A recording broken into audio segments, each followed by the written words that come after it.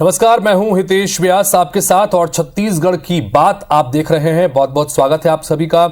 धान और किसानों के मुद्दे पर छत्तीसगढ़ में कांग्रेस और बीजेपी के बीच सवाल जवाब का दौर शुरू हो चुका है। मुख्यमंत्री भूपेश बघेल ने ट्वीट कर बीजेपी नेताओं से 4 सवाल पूछे हैं। सवाल है कि बस्तर दौरे पर पहुंच रहे बीजेपी के राष्ट्रीय अध्यक्ष जेपी नड्डा क्या इन सवालों के जवाब देंगे। सवाल यह भी है कि इस सवाल जवाब की सियासत के मायने क्या हैं। और ऐसे तमाम सवालों पर चर्चा करने के लिए हमारे साथ में इस वक्त 2 खास मेहमान जुड़ रहे हैं। छत्तीसगढ़ के कृषक कल्याण बोर्ड के अध्यक्ष सुरेंद्र शर्मा जी और भारतीय जनता पार्टी के वरिष्ठ नेता और राजनांदगांव से सांसद संतोष पांडे जी। आप दोनों का बहुत बहुत स्वागत है। आपसे इस चर्चा को शुरू करें, सवाल जवाब के सिलसिले को आगे बढ़ाएं, उससे पहले एक रिपोर्ट के जरिए इस पूरे मसले को समझिए और देखिए कि क्या वो सवाल थे जो सीएम की तरफ से पूछे गए और उस पर बीजेपी की तरफ से क्या पलटवार हुआ। फिर इन्हीं सवालों और ट्वीट की रोशनी में चर्चा को आगे बढ़ाएंगे।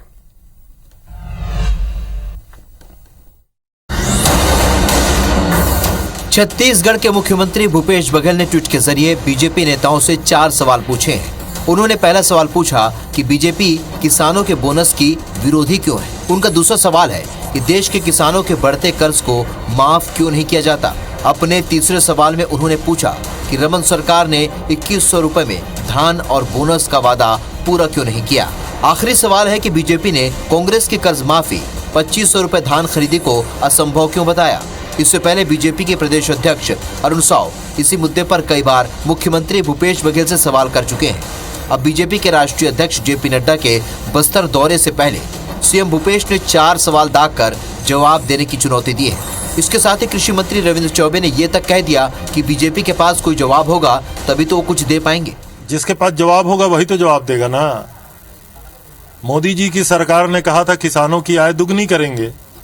अभी लोकसभा और राज्यसभा में महामहिम राष्ट्रपति जी के अभिभाषण का उत्तर दिया, एक शब्द बोला क्या कि किसानों की आय दुगनी करने की दिशा में क्या कर रहे हैं। स्वामीनाथन आयोग की रिपोर्ट लागू करेंगे, एक शब्द उन्होंने कहीं बात कही क्या।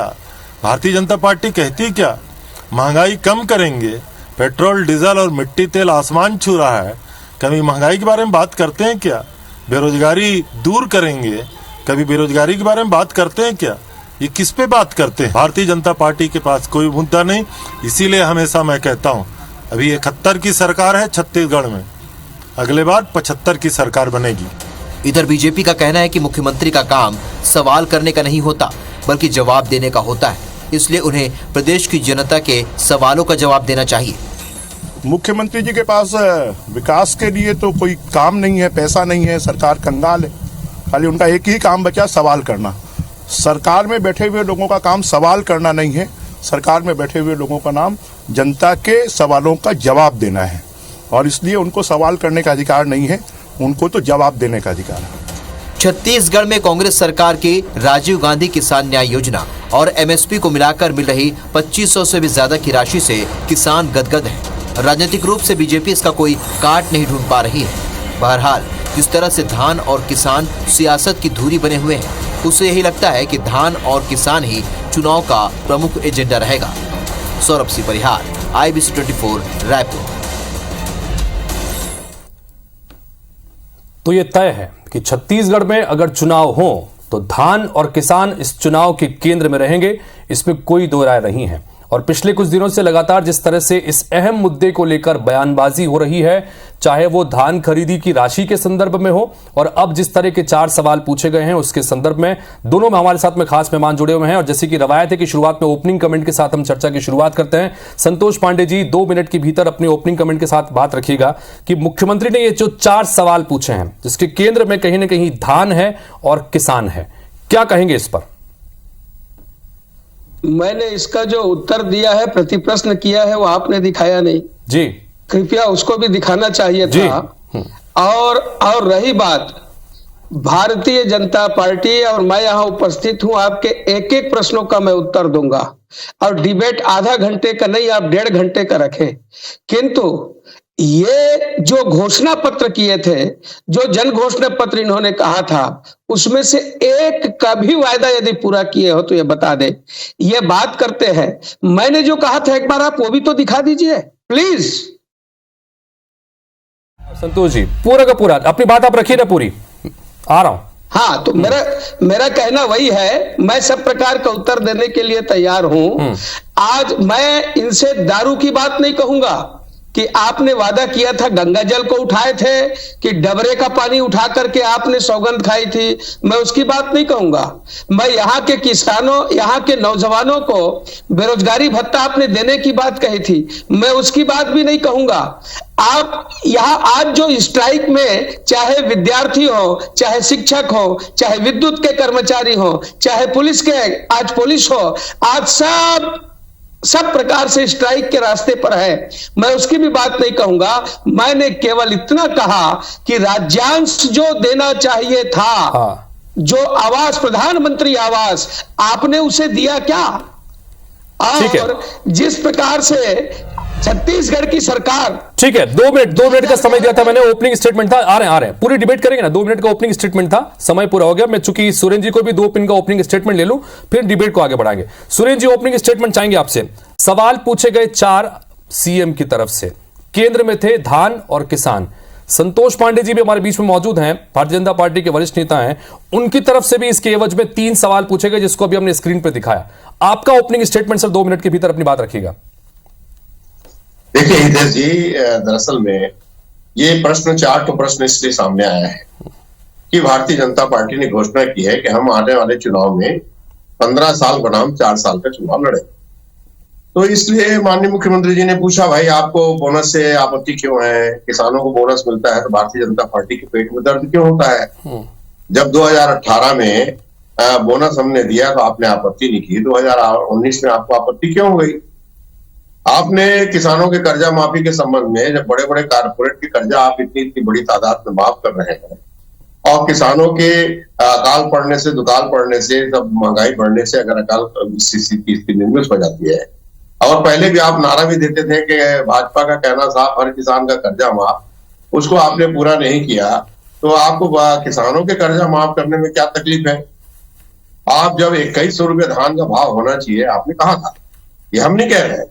और जब बात 15 साल बनाम 4 साल की बात आती है तो आपकी बात पे याद दिलाई जाएगी कि आपने कहा था 2100 रुपये धान का भाव होना चाहिए, 300 रुपये बोनस भी देंगे, 2400 रुपये का आश्वासन दिया, सरकार बना लिया, फिर किया नहीं। तो ये सवाल तो बनता ही है। तो बात दरअसल ये है कि भारतीय जनता पार्टी जब कह रही है 15 साल बनाम 4 साल की बात आती है तो उनको इस बात का जवाब देना पड़ेगा। माननीय बृजमोहन अग्रवाल जी ने अभी क्या कहा कि सरकार का काम सवाल पूछना नहीं है, सरकार का काम जवाब देना है। तो क्या यही प्रश्न केंद्र सरकार से पूछेंगे? जब संसद में अडानी के विषय में प्रश्न पूछे जा रहे हैं तो उसका जवाब देने के बजाय इधर उधर की बात क्यों करते हैं, क्यों पुरानी बातें करते हैं? तो जब आप करेंगे तो सही और कांग्रेस करे तो गलत। आज छत्तीसगढ़ की जनता ये जानना चाहती है कि पिछले 4 सालों में तो किसानों में खुशहाली आई है, गौ पालकों में खुशहाली आई है, मजदूरों में खुशहाली आई है। तो इससे में आपको तकलीफ क्या है, आपको आपत्ति क्या है, इस बात को जानने के लिए माननीय मुख्यमंत्री जी ने प्रश्न। ठीक है, ठीक है। तो 2 मिनट का ओपनिंग स्टेटमेंट दोनों नेताओं का आपने सुन लिया। इसके बाद अब डिबेट को आगे बढ़ाते हैं, चर्चाओं को आगे बढ़ाते हैं। संतोष पांडे जी, आप अपनी बात कर रहे थे, चूंकि सवाल सीएम की तरफ से पूछे गए, सवाल आपकी तरफ से भी पूछे गए, उस सवालों को हमने स्क्रीन के ऊपर भी रखा, लेकिन प्रदेश की जनता की तरफ से भी कई महत्वपूर्ण सवाल हैं, उसकी रोशनी में भी बातचीत करेंगे। इन सब के बीच कांग्रेस ने यह आरोप लगाया, ये कहा है कि भारतीय जनता पार्टी चाहे जितने आरोप लगा ले, हम तो 71 पर हैं और अब की बार हम 75 के साथ में सत्ता में आएंगे। इस पर क्या प्रतिक्रिया आपकी संतोष जी? मैं इसकी प्रतिक्रिया आपको दे रहा हूं। माननीय सुरेंद्र जी बड़े मेरे बहुत अच्छे और मैं उनको मानता हूं। इन्होंने अडानी की बात कही तो मैं थोड़ा सा उसमें बता दूं जी कि इनके क्वात्रोची क्या लगते थे राहुल गांधी के, आज कहां है, सलाखों के पीछे है। जो मिक गैस भोपाल में लीक हुआ, आज भी लाखों लोग वहां अपाहिज पैदा होते हैं। और जिस प्रकार से वारेन एंडरसन को भगाया गया, अरे अडानी तो हिंदुस्तान के हैं, वारेन एंडरसन कहां के थे, क्वात्रोची कहां के थे, भगाने वाले कौन है? एयरपोर्ट तक विशेष विमान से उनको उड़ा करके और विदेश में ले जा करके पटकने वाले, सेव करने वाले, जवाब देंगे सुरेंद्र जी। और दूसरी बात, आपने कहा कि अब की 75 की बात, आप इस समय 14 सीट में रहने वाले हैं। और 70 सीट से ऊपर भारतीय जनता पार्टी आने वाली है। आपके कुकर्मों के कारण, चाहे बस्तर हो, चाहे सरगुजा हो, चाहे मैदानी क्षेत्र हो, आज जनता एक एक दिन इंतजार कर रही है। जनता बाट जो रही है कि कब चुनाव आए, ठीक है, और आपके कुकर्मों का फल दे। ठीक है। सुरेंद्र जी क्या कहेंगे इस पर? बड़ी गंभीर बात उन्होंने कही है कि आप 71 पर आज हैं, लेकिन वर्तमान जब चुनाव नतीजे आएंगे तो आप 14 पर सिमट कर रह जाएंगे, उनका सीधे सीधे ये कहना। और दूसरी बात ये है कि बृजमोहन अग्रवाल अगर ये कह रहे हैं कि सवाल पूछने का हक तो जो है वो सभी का है, सवाल तो जनता पूछेगी, मुख्यमंत्री किस हैसियत से सवाल पूछ रहे हैं उनको तो जवाब देना चाहिए। दोनों पर आपकी प्रतिक्रिया सर? देखिए, इसका जवाब तो मैंने दिया कि अभी माननीय प्रधानमंत्री जी जवाब देने के बजाय स्वयं सवाल पूछ रहे हैं कि वो राहुल गांधी ने क्या किया, कांग्रेस ने क्या किया, कांग्रेस ने धमका किया, कांग्रेस ने धमका किया। जवाब दिया क्या? अभी अडानी के प्रश्न पे आया तो संतोष पांडे जी हमारे आदरणीय हैं, सांसद हैं, इन्होंने जवाब दिया क्या? एक बात रोची फलाना हुआ तो ऐसा फलाना हुआ। नहीं, बात ये है, संतोष भाई सुन लो, विजय माल्या कैसे भाग गया, मेहुल चौकसी कैसे भाग गया, और मैं आपसे एक बात पूछ रहा हूँ और देश की जनता भी जानना चाहती है, हिडनबर्ग अगर गलत है तो हिडनबर्ग के खिलाफ कार्रवाई क्यों नहीं कर रहे हैं? हिडनबर्ग के खिलाफ जांच कीजिए ना, जो हमारे देश को बदनाम कर रहा है। अगर अडानी सही है तो हिडनबर्ग के खिलाफ जांच होना चाहिए, और अगर अडानी गलत है तो उसके खिलाफ जांच होना चाहिए कि नहीं होना चाहिए? इस बात का जवाब नहीं। सुनिए मेरे, आप दोनों बड़े ज्ञानी वक्ता हैं और बड़े अच्छे विषय पर आप जानकार हैं। मैं छोटा सा निवेदन आपसे कर रहा हूं, छत्तीसगढ़ की जनता बड़ी उम्मीदों से इस डिबेट को देख रही है। हम छत्तीसगढ़ के विषय पर ही अगर जिसको केंद्रित रखें तो बहुत बेहतर स्थिति रहेगी। संतोष जी, हाँ, अच्छा मेरा सवाल तो ले लीजिए। संतोष जी मेरा सवाल ले लीजिए ना, मेरा सवाल ले लीजिए, अपनी बात भी रखिएगा। मेरा सवाल तो ले लीजिए, अपनी बात भी रखिएगा। सवाल यह है कि सीधे सीधे अगर मुख्यमंत्री ये कह रहे हैं कि भारतीय जनता पार्टी ने इससे पहले धान और किसान के संदर्भ में चिंता नहीं की, तो और वो ये सीधे सीधे कह रहे हैं कि भारतीय जनता पार्टी धान और किसानों के संदर्भ में लगातार विरोधी रुख रखती रही है, तो क्या बीजेपी किसानों के बोनस की विरोधी है? ये सवाल वो पूछ रहे हैं, इसका भी जवाब दीजिएगा, अपनी बात भी रखिएगा। मैं बात रखूंगा।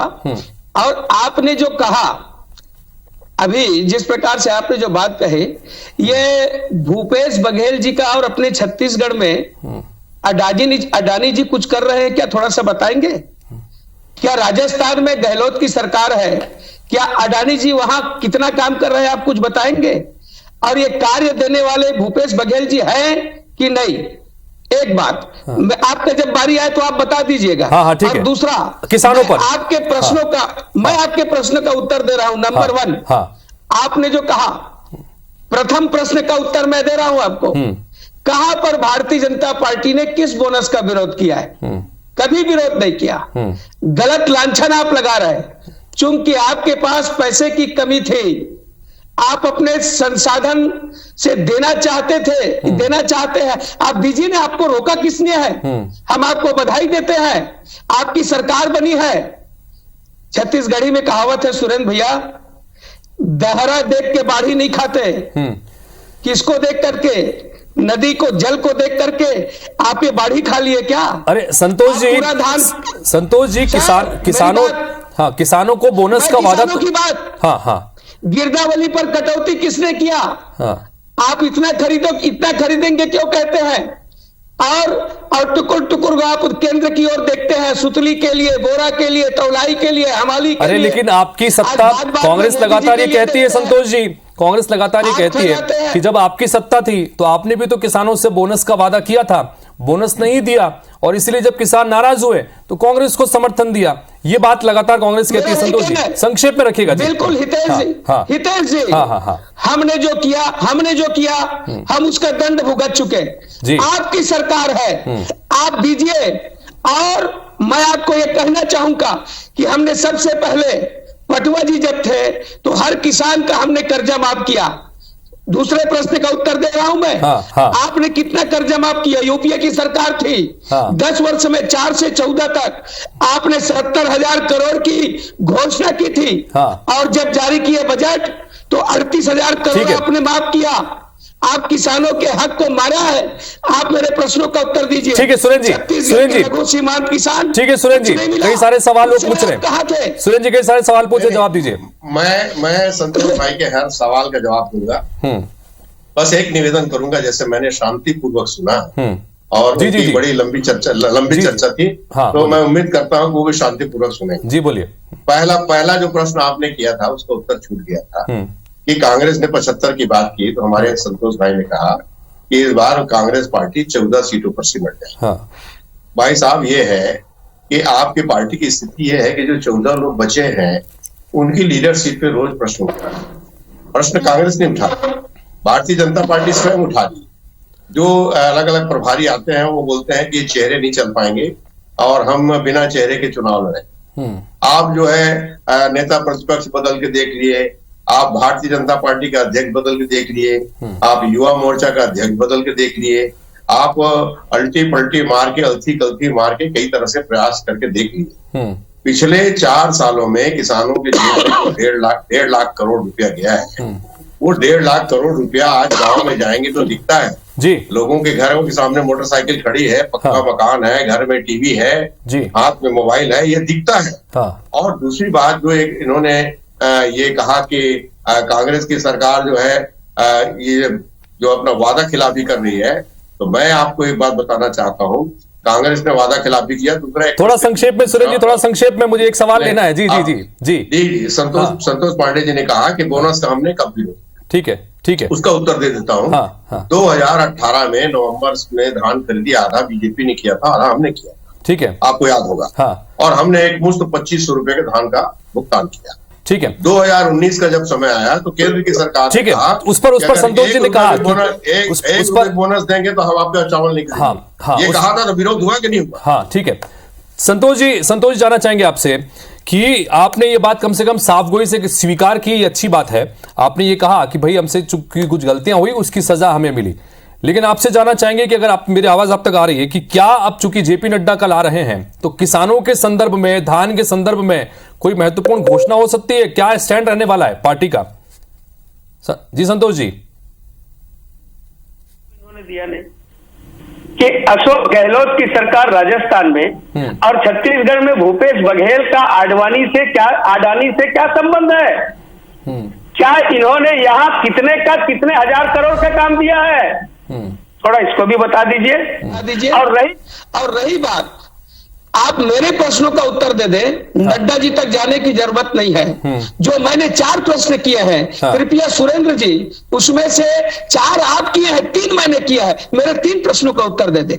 ठीक है, ठीक है। अडानी वाला भी भूपेश ने क्या किया अडानी के साथ? चलिए 20 सेकंड के भीतर क्लोजिंग स्टेटमेंट लेना मुझे 20 सेकंड की। सुरेंद्र जी बताइएगा 20 सेकंड के भीतर की जो बातें इस वक्त हो रही है धान और किसान के संदर्भ में, क्या स्टैंड रहने वाला है पार्टी के संदर्भ में और क्या देख रहे हैं 2023 में इसके संदर्भ में? 20 सेकंड में बताइएगा सर, खाली क्लोजिंग स्टेटमेंट है। देखिए, बोनस के संबंध में मैं जवाब दे चुका हूं, बाकी संबंधों में जवाब देने की आवश्यकता नहीं है, क्योंकि जिस अडानी के पीछे भारतीय जनता पार्टी खड़ी है उसको मैं बार बार जवाब क्या दूं? और मैं ये कह रहा हूं कि छत्तीसगढ़ की सरकार किसानों की सरकार है। किसान खुश हैं, किसान प्रसन्न है। हमको नगर पंचायत में जिताया, जनपद पंचायत में जिताया। ठीक है संतोष जी फाइनल 20 सेकंड में बताइएगा संतोष जी।